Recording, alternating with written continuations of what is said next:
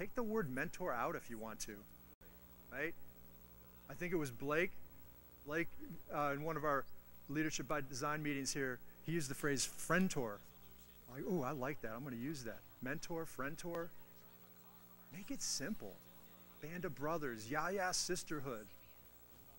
Whatever it needs to be. Just get people in your life. So this tool we'll hand out at the end. Also, I'll give you a website at the end, 4040principle.com. You can download this, 4040principle.com. And it's just some basics on how to do it, some ground rules, and some powerful questions. The questions are what throw people. Well, what would I ask someone? Really? You don't have any questions you want to ask someone that could be an advisor in your life?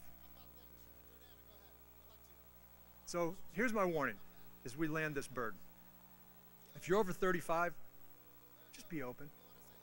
Just get a little opening somewhere in there. Open your mind a little bit more than maybe you're used to. It's okay. I need the same message. And if you're under 35, be bold. I talk to a lot of under 35-year-olds, and it seems like you guys are just waiting for one of us to come alongside and just tell you what you're supposed to do. If you're in leadership, lead. We need you to lead us. We're expecting it. Within respect, of course. But please consider leading us. And Denzel has a great quote. If I could just read it for you. Show me a successful individual, and I will show you someone who had a real positive influence on his or her life. I don't care what station of life you're in, what kind of living you make, but if you do it, I'm sure there was someone cheering you on, showing you the way. A mentor. If I asked, and I do this in groups that are smaller, I go around and I say, hey, tell me one person that's had a major impact on your life. And everybody has a story. A parent, a grandparent, a sibling, a sports coach, somebody, a teacher. And I say, well, if that's the case, why don't you have someone like that now? Because, you know, after 21 years old, we have to find them. They don't find us anymore. There's just some weird shift at about 21. So go look for it. So the way it worked for me, just end with this story of how I found a mentor at 25 years old. So I've been reading a book called Up the Organization. Robert Townsend, great book. And in there it said, you know, if you want to be successful in life, get yourself some people around you that will hold you accountable, challenge you, support you, what I would call someone who's got your back, or a champion of your cause is the way I heard it put. Who do you have that's a champion of your cause? And if you don't have them, why? Do you have a good reason? So at 25, I moved from LA to Chicago. I'd just gotten married.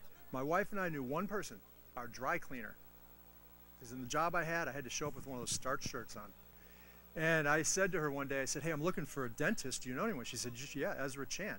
We were in the western suburbs of Chicago in Naperville, and we lived in this old Kohler furniture factory converted to these condos, and they had shops and apartments, and I thought, that's great. I don't even need to leave the building. So while I'm up there in a couple weeks waiting to go in and hopefully not have my teeth ripped out, he was talking in the back room about a leadership group.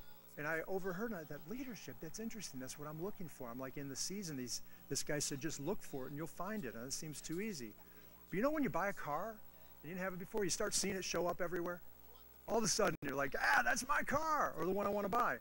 Same thing with this. I was looking for a leadership group. I was looking for a mentor. And I'm up there listening to this, so I'm like, man, I hope I have the courage, because I want to ask him, you know, what is that group?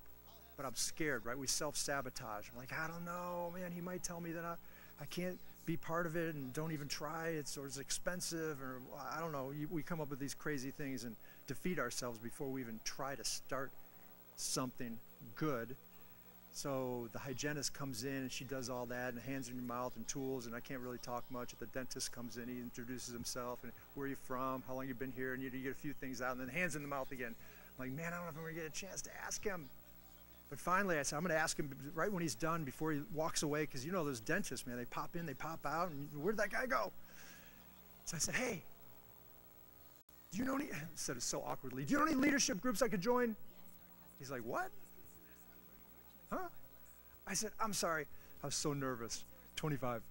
I said, I was eavesdropping. I kind of heard you talking when I was out there reading that Highlights magazine that's only for little kids, but they're always in dentist's office. I don't know what that is. And he said, well, actually, yeah, I've got this round table of guys that are about my age. He was 45. He said, we meet every week, and we talk about a book of the month club. They're always leadership or a business book. And I'm like, oh, yeah, that's what I'm looking for. And I said, would I ever be able to come visit, or do you know any other groups like that? How do you join? He said, why don't you come on this Friday? I said, really? He said, yeah. You bring the donuts, though. Oh, good, I love donuts. I brought 24 donuts. This group met every Friday for 3 years. I got to sit around at 25, all these guys about 45 that were smart and wise and not perfect. They could talk about their problems. And then the leader became a mentor of mine. Ron Knauer, I could call him today and say, Ron, can I ask you a couple questions? What was that worth? One question. How much did it cost me? 24 donuts, almost $0. What's it been worth? I can't tell you. But I've been married 30 years. That seems to be working. 3 kids, pretty happy. Career seems to work. Life's not perfect. A lot of big purpose decisions. So who do you have? Who do you have that will help you with that? And I want to leave you with 3 options. You know you can do nothing. You're going to hear a lot of speakers. And you're going to get a lot of intel. Write down one thing from each speaker that you're going to do. Because you can always do nothing. And you can say you'll do something. We know how that works. Same with me. Or you can do something. Think it, write it down, and do it. Because if nothing changes, right? Nothing changes. So come on, be the change. Be the change. Thank you for your time, guys.